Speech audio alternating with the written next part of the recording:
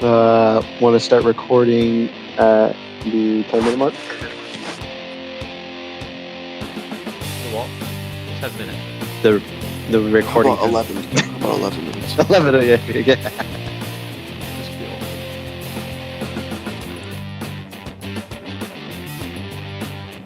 Dave, or do you leave? 5. I'm gonna leave, or I won't leave the room probably, but I'm not gonna be listening or anything. Okay. 5, 4, 3, 2, 1. Hello, hi, how are you, everybody? I thank you for stopping by to give a listen.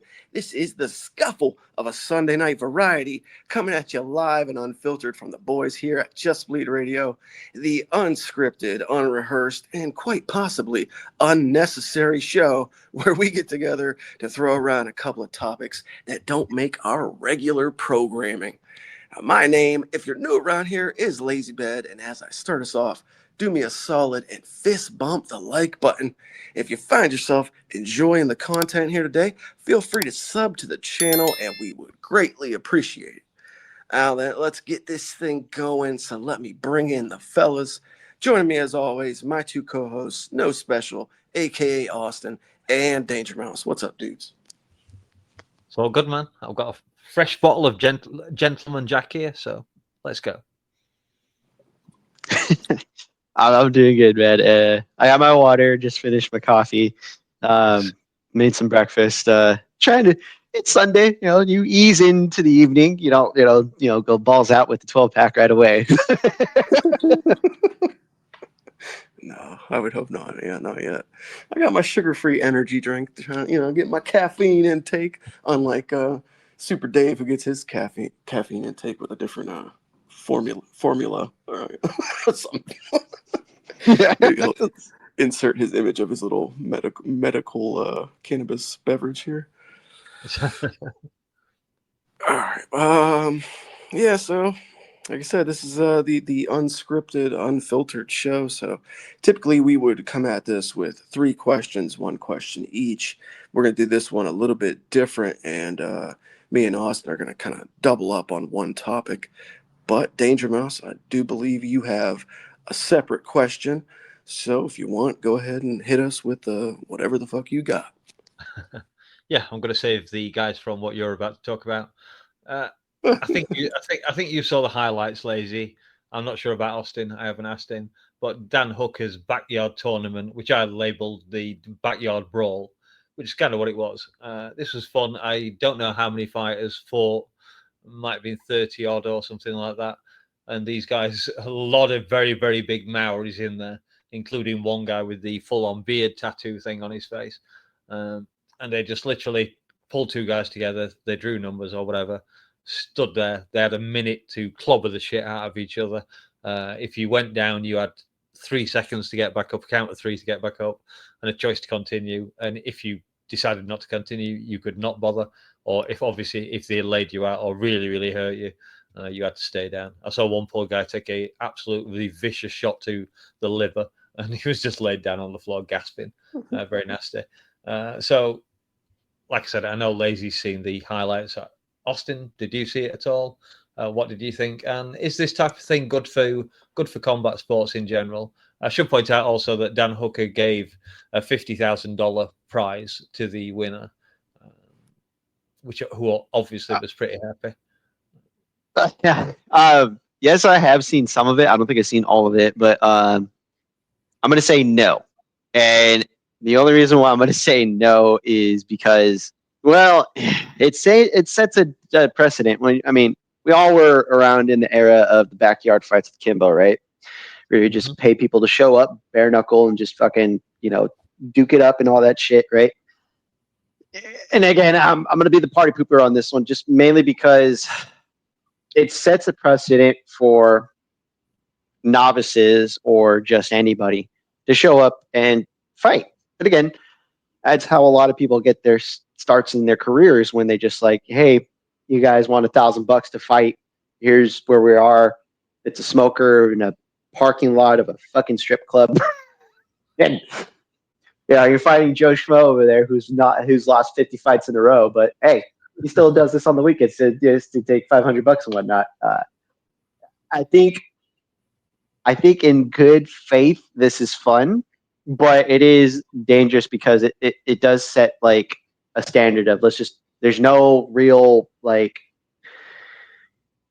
insurance policies to keep this safe. Even if you do have medical staff on hand, even if you do have paramedics and whatnot, the idea is that this is not truly sanctioned kind of stuff. And you can kind of get into a gray area.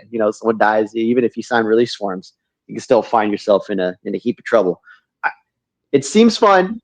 I would like it if it was a little bit more structured, but again, I think I'd find myself in the same situation where I'm in the backyard.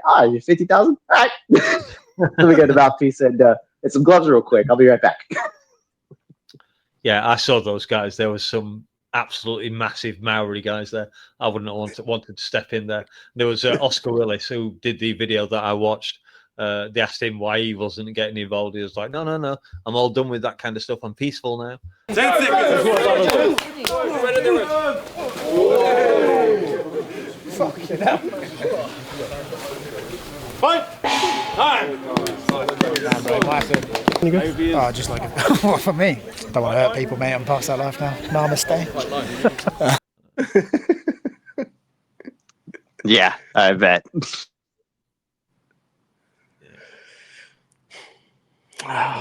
Well, I'd be lying if I said I didn't enjoy it. It was fun to watch. But I think Austin does kind of have a point, though. Like, especially New Zealand, from what I understand, has some pretty fucking strict laws, and they can be kind of real sticklers on legalities and things of this nature. So it seems a slippery slope if you're Dan Hooker and someone with the notoriety level that he has, especially I'm sure back home, like kind of a beacon for trouble, sort of like asking for somebody to fucking like try to fuck with you legally.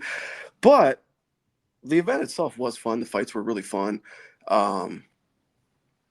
It was cool to see that many big fucking badass burly looking dudes all gather together and just kind of respectfully agree to punch each other in the face. And, and they weren't holding back. They were not pulling punches. Those dudes were fucking throwing down heavy fucking leather, heavy shots. I would not have been wanting to be anywhere near that.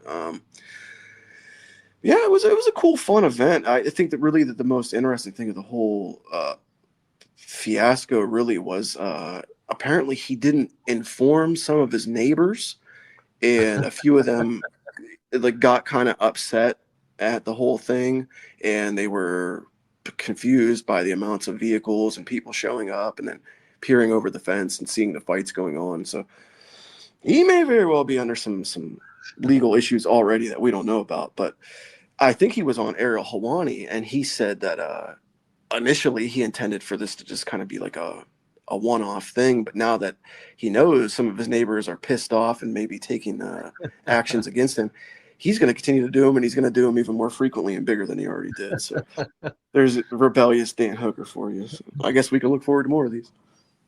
Oh, God.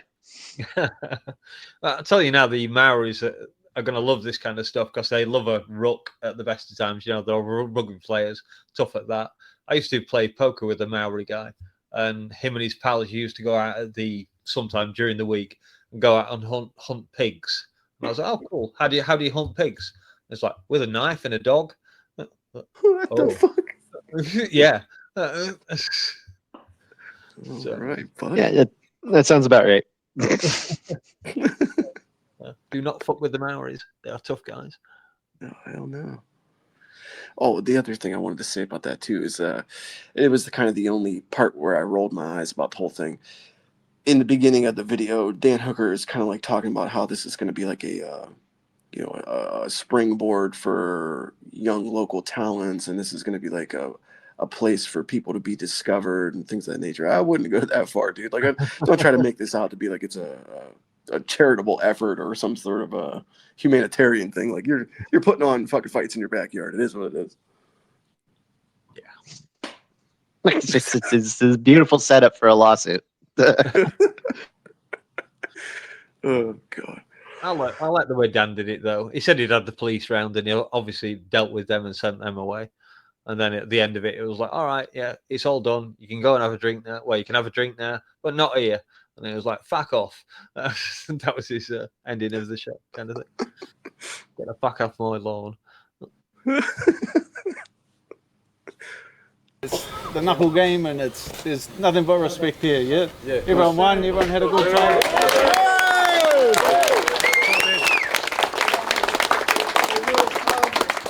Get ready, chill out. You can drink, but not here. We'll just start taking guys in the vans. All right, get the fuck out of my house. Yeah, it's cool. I think I wouldn't mind. I wouldn't object to seeing another one. Hopefully, he doesn't get himself in trouble. I think that's a big takeaway. Keep your nose clean, Dan. We like seeing you in the UFC, and we don't want you going to jail for side projects. No, definitely not. All right, well, let's move it on to, I guess, what's going to be the second portion, the second half of this show. And it's gonna revolve around a couple of different things, but it's primarily going to revolve around the Ultimate Fighter, Tough, as we know it in the community. A show that has been around for many a years now, many a years. I believe this is like the 32nd season or something ridiculous like that, but. It's a show that in recent times has kind of drawn the criticism of the fan base, at least of the hardcore fan base and those that have been around for a while, because it's lost a bit of its luster. Changes in the times and changes in technology and how people take in programs and content has kind of, I guess you could say, rendered it a bit useless, but it's still a property that they continue to produce shows under the name of, and they continue to put out these seasons, including the latest and the newest season, which just debuted, I want to say last week, this year, Coach DC versus Coach Chael. I believe it is welterweights and flyweights. Is that correct? I'm not sure. No idea. I couldn't tell you. I'll be honest. Shows our interest levels. There you go. It's perfect gauge. But yeah. So anyway, the new season has just debuted. So it's been going around in the MMA media space. And a lot of people have been talking about, discussing it. People doing watch-alongs, etc. So I thought, why don't we get stuck into it a little bit here and talk about some ways that we could possibly revitalize the Tough brand and how we could bring the Ultimate Fighter program and show back to its glory days, or at least something close to what it was. DangerMouse, I don't know if you were a longtime Tough viewer, but I know myself and Austin were. So guys, we'll get into this and talk a little bit of Tough here. How's that sound? Yeah, sure.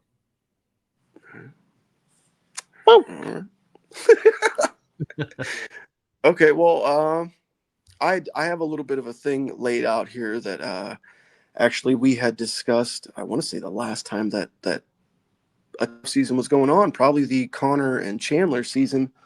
I drew out and wrote out a little plan on how not only could we revitalize the Tough brand, but also kind of help to clarify and further specify what the Dana White's Contender Series is, and then also a possibility for a third show that could kind of be a partner program to these two for fighters who are possibly on the way out in their careers. So anyway, I'll just get into this and I'll start reading it off. We'll start with the Tough portion. Now, what if they turned Tough into a show about amateur fighters and their journeys to go pro? Now, I'll say all the fighters in the Tough House would be amateurs, and they would all be progressing towards their end goal, which is making the decision to turn professional with hopes of one day making the UFC. I'll make it a point to showcase the trials and the tribulations of an amateur fighter, where testing yourself is the goal and experience is your only payment. You're not in this for money. You're not in this for fame and fortune. You're in this to better yourself, to better your skill set, in hopes of one day turning professional, feeling prepared enough to turn professional. They could give a behind-the-scenes glimpse at what it's like to be on the precipice of that big decision to either make the move into the pro ranks or leave the dream behind completely, because that's the reality for these amateur fighters. You're either going to make that move to go pro, or you're going to say, this is just a pipe dream, and I'm going to go back to my 9 to 5 or whatever the case may be. So another idea, shoot the show cinematically.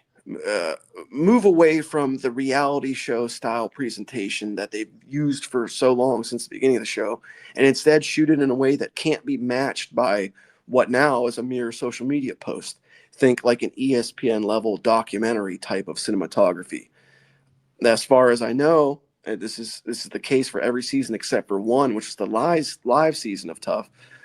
All these bouts on the show are already considered to be exhibitions and don't count towards their professional records anyway. So it's sensible that these fights just fall onto their amateur records. This could also act as a springboard for unpolished talents that or fighters who are signed to NIL deals from other sports. So what do you guys think of the concept of turning Tough from basically a long drawn out contender series to a show about amateur fighters actually progressing towards the goal of becoming pros? You want to go first, Mouse? You can take this one. Gotcha. I love it. Primarily because when we usually get the fighters they go through like a screening process, I think, and the majority of the time it's not like the best or the most high profile fighters. It's usually guys who are just like, hey, you got a look, you got a story, you got this thing about you, a little twinkle in your eye that gives us something that we say yes to, right? And then they put them in front of a camera, tell us their life story, and more often than not, it's like you kind of find yourself needing more from what you're getting, and the amateur system would probably benefit from this specifically. And this would be another thing where, again, Endeavor, if you will, has already put a tentacle in there from their corporation monster setting that they have into every nook and cranny that they can for every almost or TKO, I should say, into every combat sport that they can. And this would be just another step in that direction, where you have an amateur system now that you're using the Tough House for. I would like it more, because then at least we're skipping the point of these guys need to be in the UFC or could already be in the UFC. This is just, hey, future star, possibly from the winner of this. And depending on how you shoot it, it should give us something else to consider instead of just, all right, here's another guy who happened to be on the Ultimate Fighter, washed out after 3 fights, and he's on the regional scene now, trying to make 5,000 and 5,000. The amateur scene would probably benefit from this, because then it gives us a different light into, like you said, different possibilities. These are guys just starting. They have no idea what they're getting into, but this will definitely set them either on that path or not. And I would enjoy that for sure.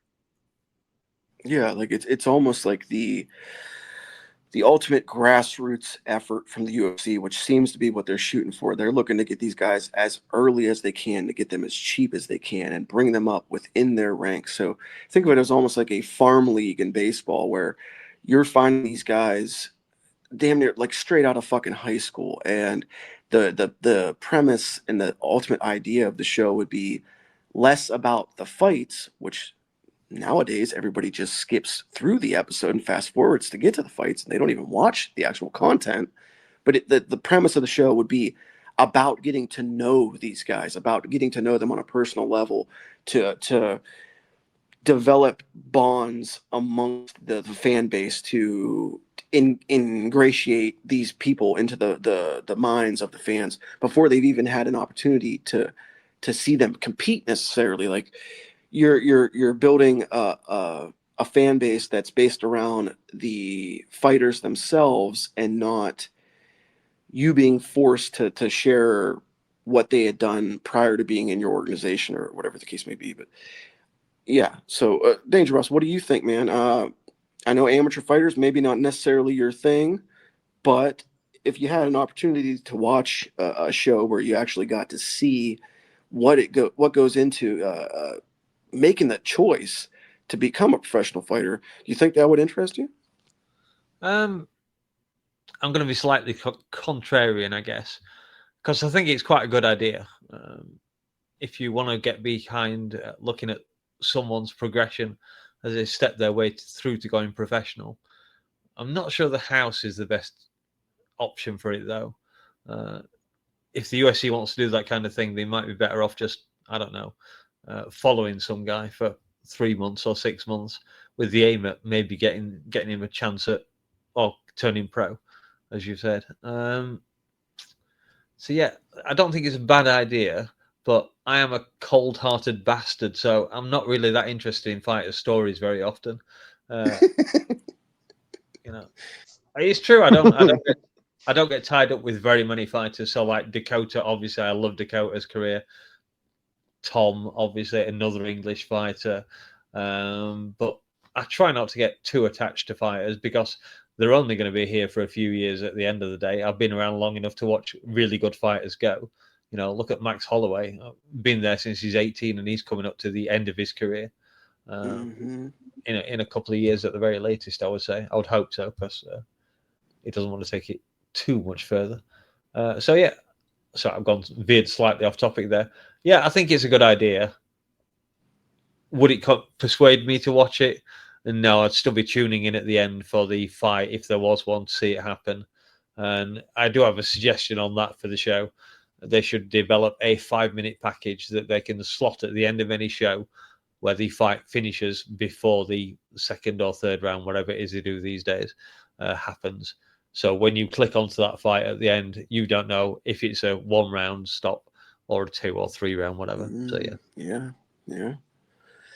You know, yeah, you do actually raise an interesting point there about the fact that it doesn't necessarily have to be in a house. Like with this format, they could very easily just send out camera crews to say 6 to 8 different fighters around the globe. You know, have a camera crew in southwestern United States, have one up in Canada, have one over in the UK, have maybe 2. Maybe you got one in England and one in Ireland.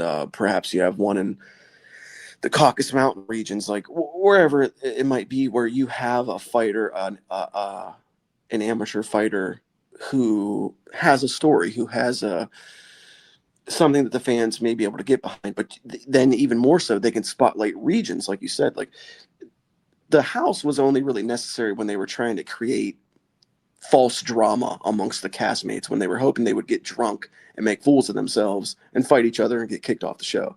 Like it was just to create. It's the Big Brother model from like the early 80s. Yeah, exactly. Yeah.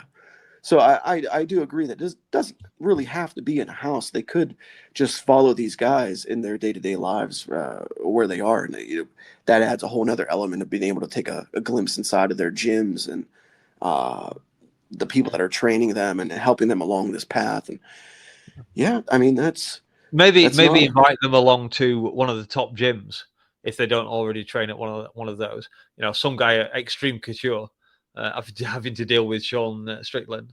That too. Yeah, you could have partnerships with big gyms where they bring these guys in and kind of take them under their wing, train a bit with the pros, see what the pros live like. Yeah. Obviously, you're gonna have to. That's the problem with this. Maybe is that these amateurs obviously should have jobs, so they're gonna have to somehow get away from their job if they're not gonna gonna go to some specific place for a length of time. Yeah, that's a production problem.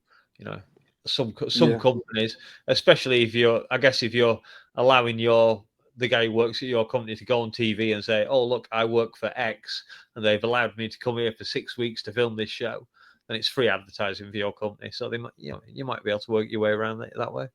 Yeah, maybe film a little montage with them at their job, before they leave. Yeah, it's like a hidden boss kind of stuff. Yeah, pretty much. Yeah. Okay, well, let's suppose that they did follow this concept and they went with that for Tough, and Tough became a show about amateurs going pro. Now, what if, furthermore, Dana White's Contender Series was actually for contenders. I'll say the show could be an avenue for fans to further familiarize themselves with fighters they had already come to know from Tough, this new amateur Tough. It could be this Contender Series could now be a place for these guys to further, solidify who they are to the fan base that's already become, beginning to become attached to them through the initial entrance into this new farm system, if you will. Now, furthermore, what if you place a professional bout limit on fighters eligible to compete on Dana White Contender Series? Now, for instance, a participant may have no more than, say, 7 pro fights to qualify for a chance at a Contender Series contract. Now, the winner of this new version of Tough could make their pro debut on DWCS, not for a shot at the typical 6-figure contract that they've always given out throughout the years, but rather as a minor league of sorts for the UFC.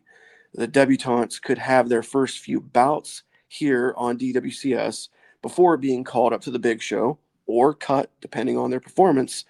And the level of promotional push from the UFC could also be performance dependent. So if, say, you make your pro debut on DWCS coming out of the Tough program and you're performing well, you're going to see yourself move up to the UFC sooner rather than later, and with a much heavier push than somebody that, say, it takes 3-4 fights on the Contender Series level to make it to the big show. Also, I think that it would help to very easily clarify the level of combatant that you're watching when you turn on Dana White's Contender Series. You're not going to be looking at a 35-year-old fighter who's being labeled a contender when that's not the case whatsoever. And there would also be added drama with a roster of DWCS fighters anxiously awaiting their call-up. So you kind of have this built-in almost lottery effect where they're waiting to see if their number's going to be pulled in the lottery. Is it finally my time? So this is just kind of a rough draft as far as the Contender Series idea goes. But what do you guys think about possibly turning Dana White's Contender Series into an actual show for contenders, place a bout limit on these guys, and cut out the fucking 30-plus-year-old fighters coming into a Contender Series? What do you guys think? Dana White's teen idols.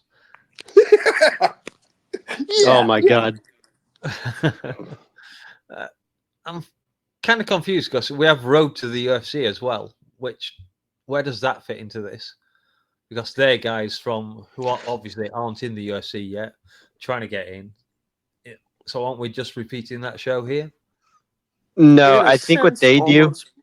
Go ahead. I was going to say Lazy real quick. I think what they do is they cater to the Southeast Asian audience specifically from that region, and then they also set it in a tournament format. Not too dissimilar from what the old school Tough used to be, but like it's where they're putting names. Like I think tournament works better out in that area because they're used to kickboxing tournaments. They're used to MMA tournaments on a regular basis. This is where they're kind of supplementing that to that region, where it's kind of like, for us, we need more personality, and we, for some reason, I'm not this way, but they do have like the looking for the fight, the Ultimate Fighter, and when they do the countdowns, they do go in depth on like fighter personalities, what their lives are and whatnot. I think this, if we are looking at it, this kind of goes into the anti-UFC way that they do things, where they just kind of like tons of things, tons of advertisement, tons of shit in your face, and then you kind of like forget about what's happening, and then here's a fight. Okay.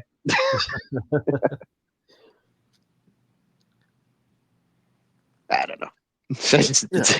But no, I do like that idea where you are limiting the fight, because I would personally like it to be 10. You need a bare minimum 10, no more, no less, right? You're 7-3, 5-5, 6-4, 10-0, 9-1, 8-2, right? Essentially, you're limiting the lower level of fighters from getting put in there like Bo Nickel, where they're like probably not ready, but if I'm doing it, you spread it out. You have Contender Series, and then remember when we talked about the ideal number of cards in a year? What I think it was like 36 we reached, if I'm not mistaken, or something like that. Where, right? And you have your Apex cards, you have your Roadshow, and then you have the pay-per-view, and then you would have a break afterwards, right? This Contender Series fight, you kind of mix it into how they do for Looking for a Fight, where they just kind of go off into a little arena, but they have the Apex for it instead. And you have a 5-fight card. That's it. That's all you really need. Maybe 4 at the bare minimum, right? Hey, this is who we are, and then you throw an occasion and a name at the top of it, right? A name that was in the UFC but no longer was, or whatever. You kind of make it work with what you got, but it's not perfect, because things happen, short notice and whatnot. So there might be some issues with that, but again, I don't think we need a season of it. I think you just need to supplement it in between when you have that break from here's a pay-per-view, lull week, and then we go back to the Apex again after that, right? So that's kind of where I'm thinking on it. Supplemental programming, you still keep up with the in-camera interviews. Like you said, a lottery system where it's like, maybe not. I don't know. We'll see. We're gonna come back, next month.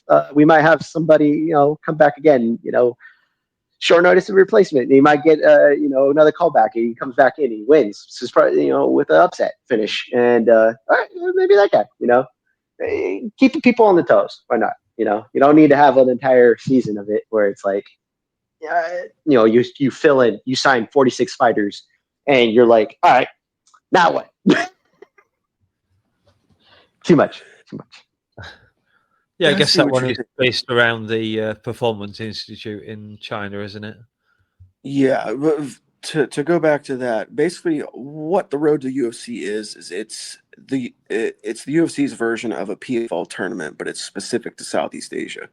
So it's a tournament format where they're awarded now, this year they've changed the rules, points based on performance, and it culminates much like the PFL tournament did, with instead of a tournament champion being crowned, they get a contract to the UFC.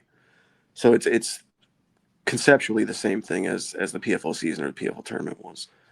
But just real quick to add this in, with this new Contender Series idea, this would more or less be like a sister league, almost like a minor league to the UFC, that instead of running in a season, it would run year-round, much like the UFC does.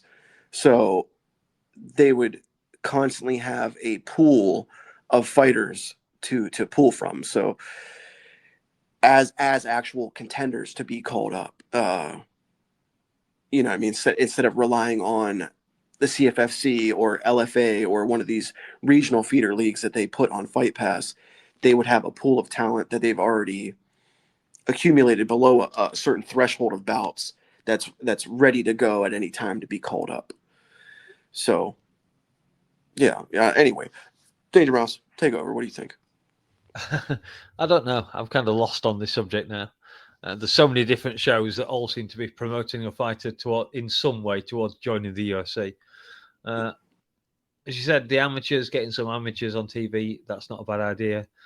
I quite like Austin's idea of imposing a limit to the number of fights that fighters can have. If they're going to go on the Contender Series, 10. But saying that, we certainly in PFL, you're looking at, in the women's league, certainly, 10 fights. The guys are pretty good. You've got 10 wins, 10 finishes at pro level. You're not you're not a pushover by any means, I would presume, unless you've been knocking out absolute cans for the last 2 years or 3 years, whatever. Again, have to just bringing her up because I know a record 14-0 Dakota. She's only just outside the contender. Dana might try and get her in the Contender Series. That might be how he gets her into the UFC. They'll be offering her 12-12. No, fuck that. No. No. That is not what you do with that. No. I can see. If I was a manager, I'm saying no to that. No. It depends if it's the only way to get in the UFC. Mind you, I don't know if PFL has a match contract, the match thing in their contract. So offering a 12 and 12 They do. is obviously not going to They pry do. away. They do. Okay, so they can't just offer a 12 and 12 then. Good. Yeah, I think there's a lot of different ways that the UFC could do all of this stuff. The documentary kind of idea, following different fighters, and follow a fighter for a year, an amateur fighter, get him some training at one of the performance institutes. Fly him out to Vegas, let him stop there for a month or whatever. Follow him at his home gym. Yeah, if you're trying to build up characters, and then maybe you see people, but because the UFC at the moment seems to have this desire to create stars for us, like Sean O'Malley. I mean, I'm not saying Sean can't fight, but he has been jammed down our throats for years now. And look at this. Marab's actually defended the belt once. Sean O'Malley sat on his ass, had some surgery or whatever, and he's now fighting again for the belt. If that's not the whole Dana White privilege thing again, obviously it is. But it's because they are trying to create stars, which is disgraceful because they're blocking the biggest star from fighting at the moment. But I promise not to go there. So See, I love it. So basically, what I'm trying to do here is I'm trying to create a clear tier system for them to transition guys through, almost like a conveyor belt, a clear starting point for them to put guys onto the UFC conveyor belt, and stops for them to take all along the way, from a starting point to a next point to making the big show, and then ultimately a final resting place. In a sense, really, and this is partly why I think that one of the only reasons that somebody like a UFC or a TKO Endeavor would agree to something like this is it gives them the best possible ability to milk a guy, a fighter, or a guy or girl, a fighter, for all they're worth, from a marketing standpoint, because you literally have them from the time they're an amateur fighter clear through to the end of their career if you do this the right way. But conceptually, the idea is for what I've written here is to start the amateur fighter out and tough, have their amateur career documented, and you to be able to profit from it during the tough period, move them into the contender series as they're becoming pro, let them kind of build as they should, which we know they don't build talent anymore because they don't matchmake properly, but let them build as they should while their record is still young through the Dana White's contender series, and then ultimately get their call up to the big show after they're anywhere from, say, 7 fights in to 10 fights in. And then we come to this final topic, which this is the final resting place, if you will. What if, and we're going to move this along, what if they come up with a third show to act as I said, a final proving ground for fighters at the end of their pro careers? Men and women who are long established in the game, but are at a turning point or fork in the road for their fighting lives. They're piling losses. They're falling to younger competition. They're having issues with weight misses, whatever the case may be.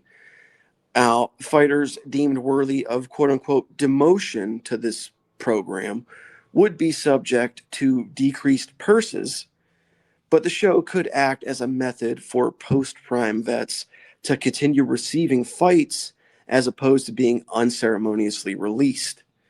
Win streaks or impressive performances on this show could earn the grizzled veterans a ticket back to the UFC, or act as a softer fall for fan favorites on their way out.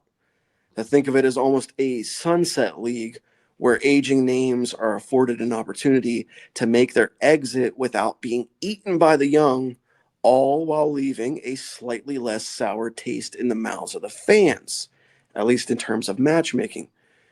They could even go a step further, and they could market this show to an older audience, people our age, say for instance, who already have relationships established with these fighters, these older fighters. The lack of fresh talent on this program would be offset by the dedicated fans of these fighters who are already a known name but are on the tail end and are really on their way out. So you basically, in this tier system, can work a guy all the way from the amateurs through their early career into the prime meaty bulk of their career, and then on the tail end, when they're on their way out, you could shift them into this Sunset League program that would be basically the UFC's equivalent of GFL. It would be fighters who are reaching the elderly period of a fight career, but they still want to compete. They're not ready to hang them up just yet. And it acts as a place for us to still get to watch these guys, to still get to see these fan favorites without having to see them get beaten and bludgeoned and fucking bloodied by some young 25-year-old. So what do you guys think about this possible Sunset League, a softer falling spot for older talent? Dana White's Gladiator Retirement Home. Yes. Yeah, I mean, in theory, it doesn't sound bad, putting some old fighters, letting them square off against some other old fighters.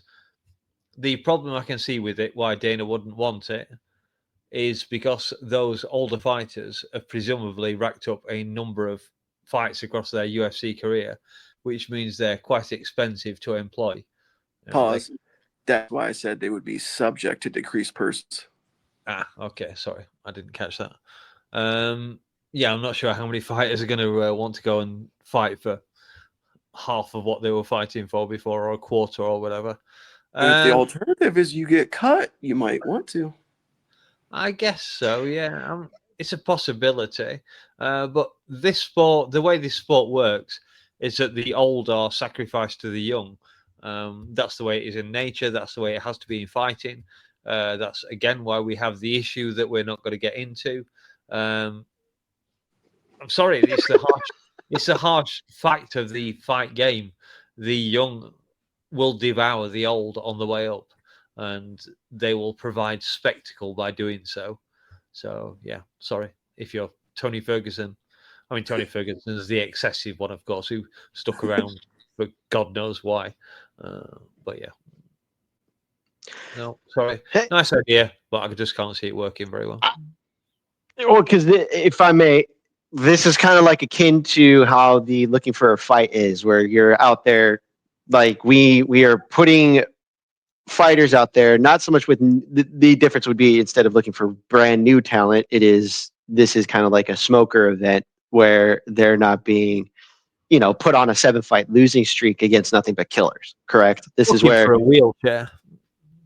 Fair. But like you said, Lazy's point was, this is where we offload them from the main roster of the UFC so that they're not taking 5, 6, 7 losses in a row.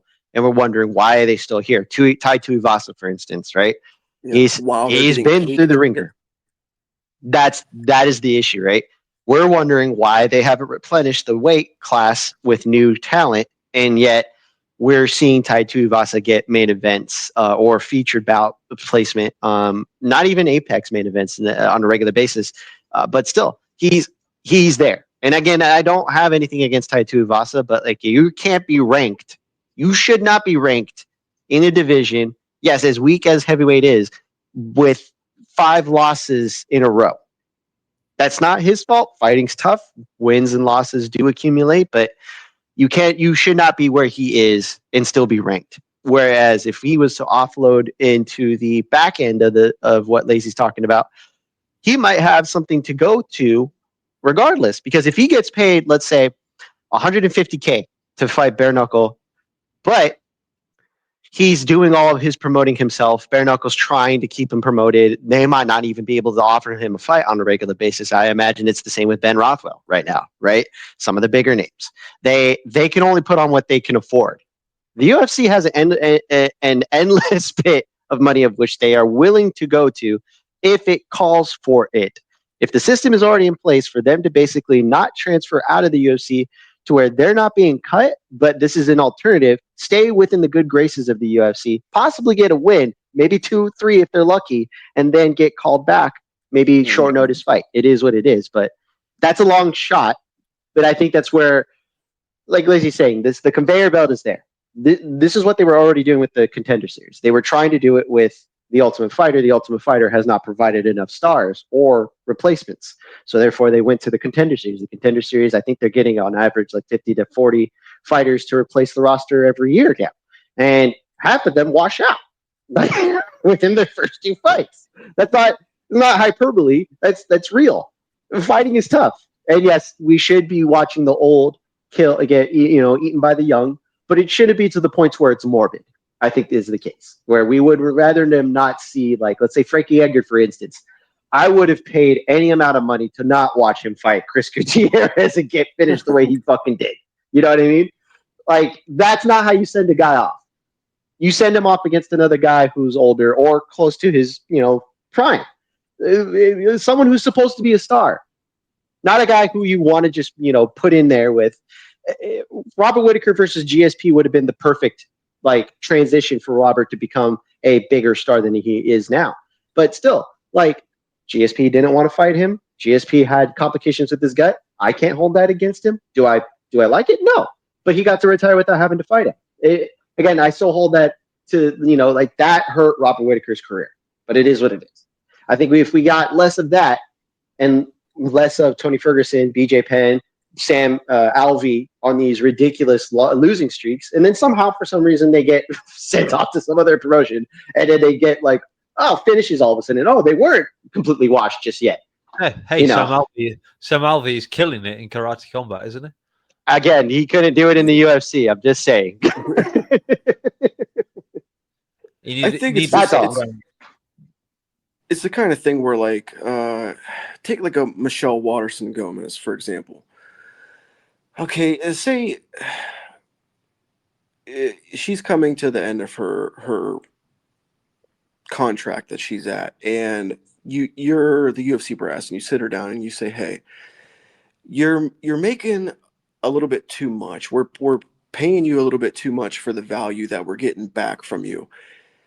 Now, here's your options.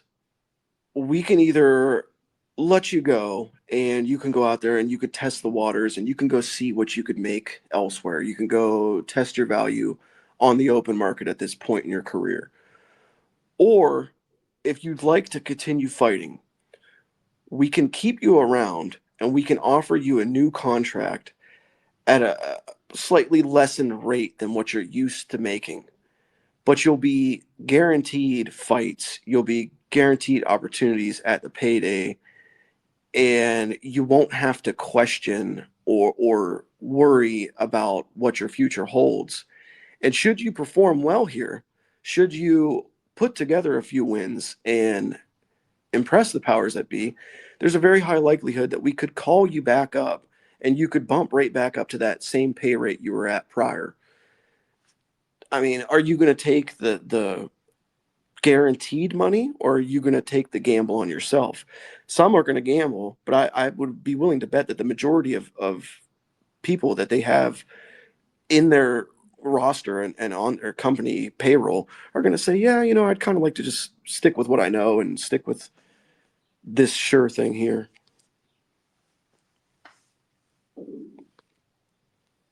Yeah, I can see that because a lot of them are trying to stay with the UFC, stick with, the big show. Hell, look at GFL. Wasn't even able to get an event off their feet. And they're essentially telling these fighters, yeah, we're going to have an event. We're going to have an event. And they don't. Or PFL. As much as I like the PFL, I know that they have problems, especially when they were sitting guys on the shelf for a year and a half after their purchase of Bellator. Those guys could have fought. Some of them ended up fighting, and it wasn't under the most ideal circumstances. Who was it? Phil Davis said he was on the shelf for 2 years, and he's 40. Thankfully, he won, but come on, there should be no reason as to why fighters should have to worry about their next paycheck. I think I agree with that. I agree with that. Yeah, it's an interesting time. It's going to be kind of surreal to see what happens going forward with this new broadcast rights deal. What happens with a lot of these old, what do they call them, intellectual properties, these different names and brands of shows that we've come to know throughout the years. Many of these could disappear. Which ones will continue on? It remains to be seen, but I think it's safe to say that Tough at least is long overdue for a rehaul and some kind of a shake-up to make it more appealing to the viewer, because the same old tired concept that they've been trotting out there for so long now it's completely outdated, and video killed the radio star, however it goes. Social media killed the fucking Tough star. So That's a great comparison. so true. So true. All right, well that's all we got on that. We did discuss potentially going a bit longer on the main event of this past weekend. So did we want to talk about that a bit more? We can do. I got a couple more minutes in me. Yeah, I got. Yeah. So I mean, obviously by now everybody knows the story. Everybody knows what went down. The main event didn't occur. Macy Barber did not make the fight. As we discussed on the roundup, Erin Blanchfield will receive her show and win bonus. She's probably going to be rewarded with some kind of a big fight going forward, one would imagine. But the future for Macy Barber also uncertain, much like the future of those shows we were just discussing. So, I mean, what do we want to say about this, guys? Do we want to speculate some more about what might have went down? Do we want to? I don't know how do we want to handle this? I think on speculating on the health of the fighter is dangerous, but I think if we could talk about her fighting career, the best case scenario, she takes 6 months off, no contact, no training, no nothing. We know more about her condition. If she's healthy, and it was just one of those things where just timing, the weight miss, nerves, the health scare is more of a false alarm. Hopefully, we find her back in the cage after maybe 9 months, and after that, because she's young still, she's like in her early mid-20s. She's got time. I'm not worried about her career if it's timing being an issue. I'm worried about her health of her career, and that's different. I wish no ill will on her.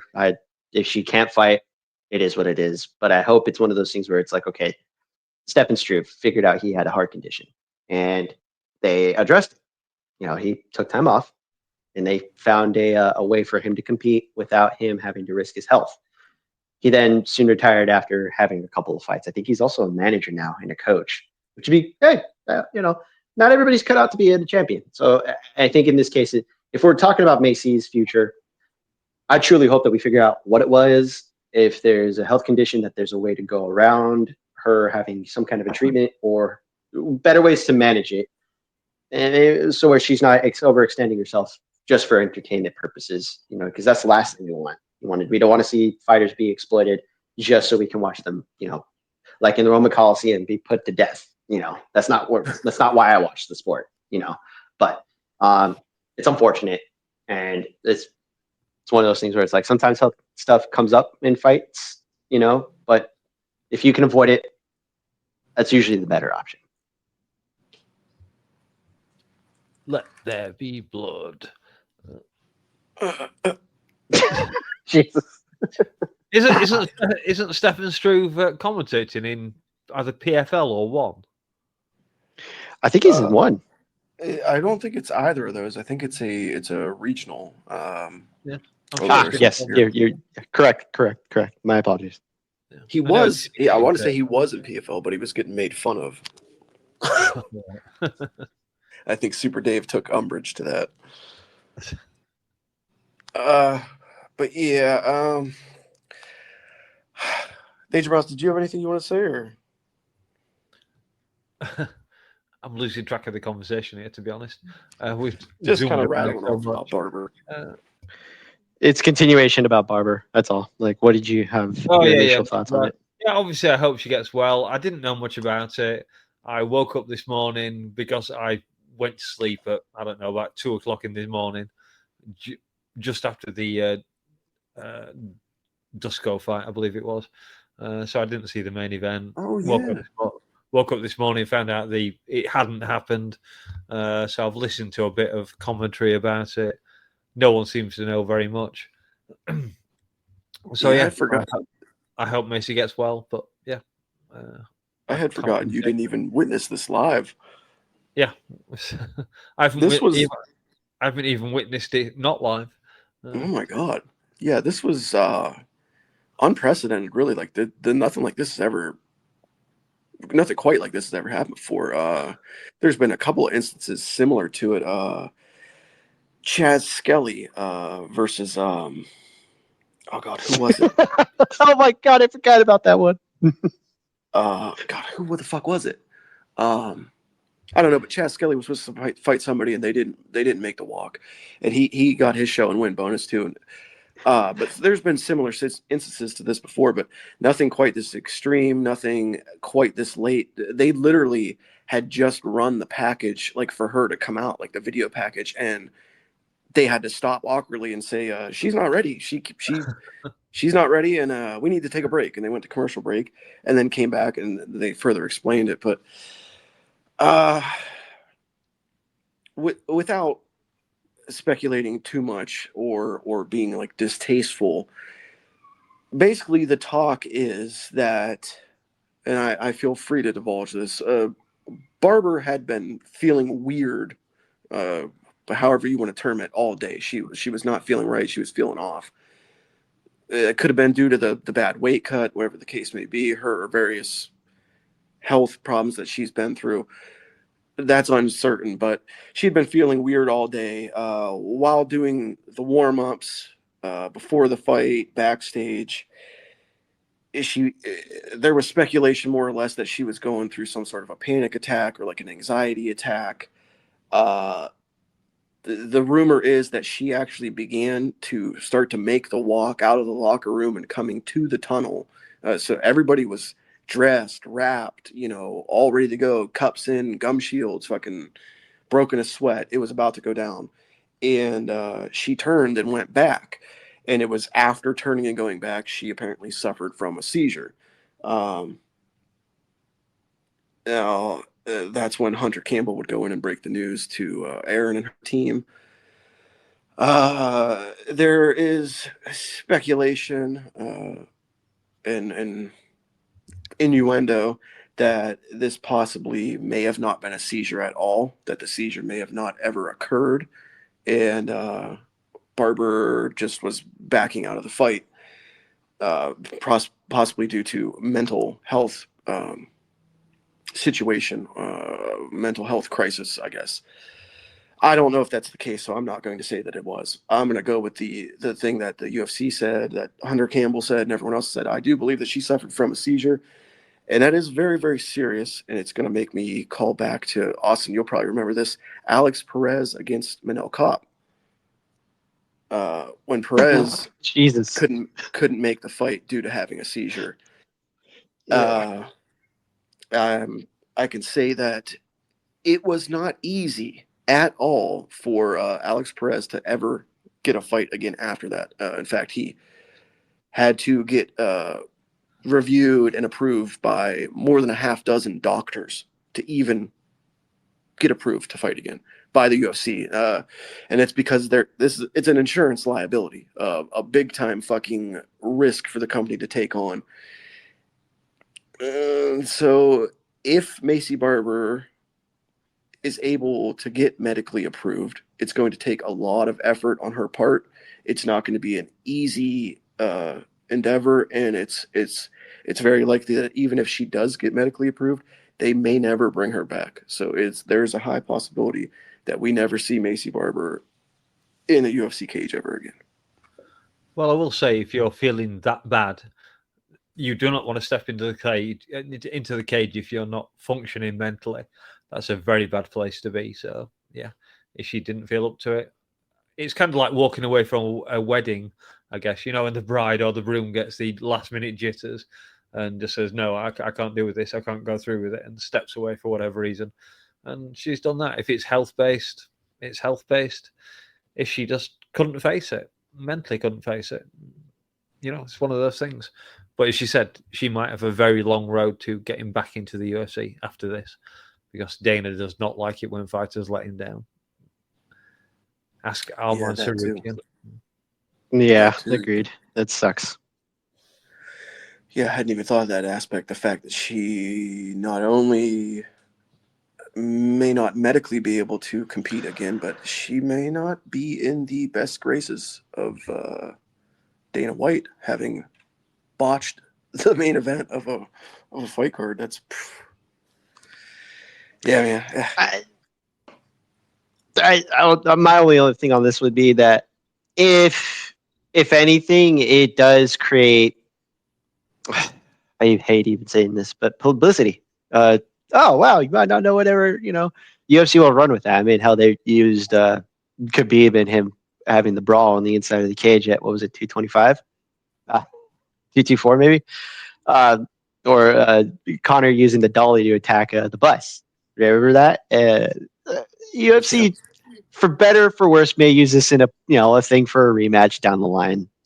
I doubt they're going to be thinking about all that other shit that comes with it. But in this case, I think they also too, like, they might just be like, hey, look, let's just make sure you're healthy. Maybe they don't cut her, but they have cut other fighters with similar health concerns. I know that I forget who the fighter was, but I know they cut a fighter after him having talking about some depression symptoms that he had suffered after a KO loss, and how he said that he put it out on Twitter, or whatever you want to call it, and the UFC, I think, cut him not too long after that, and in an effort to, like, hey, you just said yourself that you are not physically able or in the best state to fight. We do not want the legal process to be an issue for us in order to have you sanctioned as a fighter. Sometimes it's best just to let them figure it out. You can help. The UFC has helped certain fighters before. I doubt that they wouldn't be willing to lend a hand to Mrs. Barber. Again, we don't know, so we can only speculate. Yeah, I fear that she's going to be viewed as too much of a liability, like financially and medically. So it sucks because, I believe she's still, like, what, 29?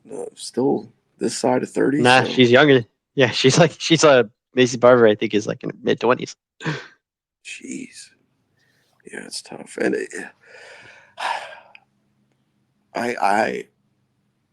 I'm not passing judgment on her, but if someone that's had as many medical problems as she has had, and issues with her immune system and autoimmune deficiencies, electing to go under the knife for cosmetic surgery, why would you do that? Like, it seems a very unnecessary risk when you already have the health history that you have. I think it had more to do with how she is perceived. I mean, she still looks like a high school chick. Like, there's no. I think that was the half of it. I mean, weird times, weird fighters, sometimes do things differently or against their better judgment, But I think hers was more of like a personal choice that she wanted to differentiate herself from what she was. But again, we don't know. But it is what it is. Weird timing on it. Yeah, surgery is risky business for anyone. An elective surgery that you're just choosing to have when you already have problems fighting off infections, and then to have something like this go down, like, I don't know, it's just crazy stuff, and definitely turned what was looking to be a very boring weekend and a very boring fight night into one of the more eventful fight nights with more talking points than we've had in some time. Yep. All right, well, I think that we've gone on just about long enough. You guys got anything else to add? I don't think so. Oh, did you see that Dana White had bought Mohammed Makayev a new car? What? Yeah, he crashed his car, and apparently Dana's helped him out with some money or something. I thought he hated Makayev. Yeah, well, apparently not. The fuck, dude? He's trying to turn over a new leaf. He did donate to help Kane's bail as well. So maybe Well, Dana White become less of an asshole. Yeah, maybe he's softening in his old age. I don't believe that. But We can only hope. you get Maybe meaner as you get older, not nicer. Pay Dustin Jacoby more than $16,000 instead of helping Micaiah buy a new car, you fucker. Yeah, give the fucker the 50 grand bonus he deserved. Right. Hey, how about you up Fuck. the fucking bonus from 50 grand? It's only been 50 grand for 20 years. Yeah, also true. No inflationary raises for bonuses. All right, bleeders, we better get the fuck out of here before we get ourselves in trouble. The dust has settled and the smoke has cleared. That means that another scuffle has come to an end. You got a topic that you'd like us to tussle over? Feel free to throw it in the comments, and there's a good chance we'll tackle it right here. Until we meet again next week or in some random YouTube chat room, don't forget to like the video. We're getting the fuck out of here. Peace, guys. Peace out. Later, fuckers. Oh, Fuck Austin shit, fuck doing that, dick, fuck. dude. All right, how do we close this bitch? We need a David to do that. Fair enough. Dustin Jacoby calling for a big name after his win last night. He says, I am no stepping stone. I mean, you kind of were. But yeah, I mean, yeah, sure. Why not? He's got 2 in a row. And see if he could get 3. Yeah, good luck finding a big name in light heavyweight, bud. The fuck's that even mean?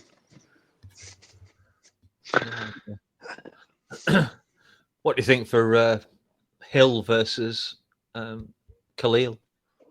You can take the loser of that one. Yeah, I suppose you could. I think Khalil's going to take it. I hope. I think so too.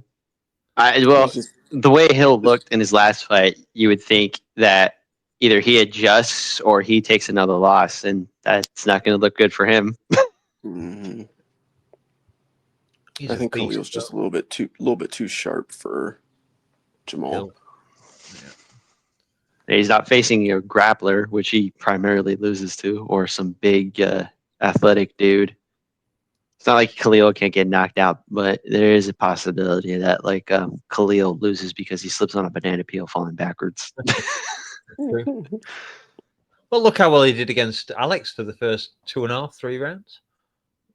Yeah, and then he gassed, and then Poton kind of centered himself, and it just started ripping towards the body. I think that's what did it. Those body shots, man, they kill everybody. Mm-hmm. But yeah, no, Khalil, I was cheering for him the whole time. Get him! Fucking get him! Yeah, I'd picked Alex, but yeah, if Khalil had one, I wouldn't have been upset. Yeah. Fan of his since tough. Aljamain Sterling wants to fight Arnold Allen, Brian Ortega, or Lerone Murphy. Who does, sorry? Aljamain Sterling. Yeah. Isn't Brian going up to lightweight now? That's what that's been the thing for like ever, and they won't fucking clarify. Or he won't, at least. Yeah. Look, different featherweight calling him out every week. Yeah, that's like the worst, because then it's like, well, if they're not being told he's a lightweight, it's not. Yeah. Oh, magically, he could lose and still stay in the top 5 for the next 5 years. Never leave the top 5 for some reason. Yeah. Always be a perennial contender.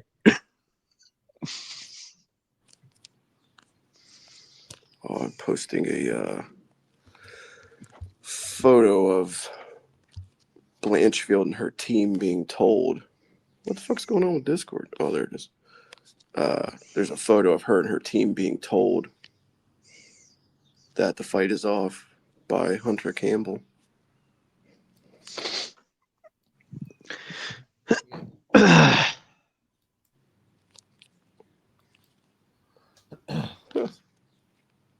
Yeah, Daz didn't like the way Blanchfield was speaking about the that specific interview you talked about, where she's like, "Oh yeah," Brian Blanchfield saying, "I knew she wasn't gonna make it" or something like that, and Daz was like, "Bro, come on, like, yeah, I get being still about it, but like, we don't know the extent of her health situation where like, so she, like I said, that's like her fighting career might not be her bigger issue anymore. You know what I mean? Yeah, and that's where, like we were saying, there's a lot of different schools of thought around what actually went down last night. Like, because there's the story that DC said initially, there's the story that they gave on the broadcast after, there's the story that Hunter Campbell gave to her, Aaron Blanchfield, and their team, and then there's also the story that certain people are speculating about. So there's a lot of different angles to it. You be able to say all three? Yeah, well, I think that this, I don't know if we should save this for the actual thing or fucking. Yeah. I don't even know. Stone Cold.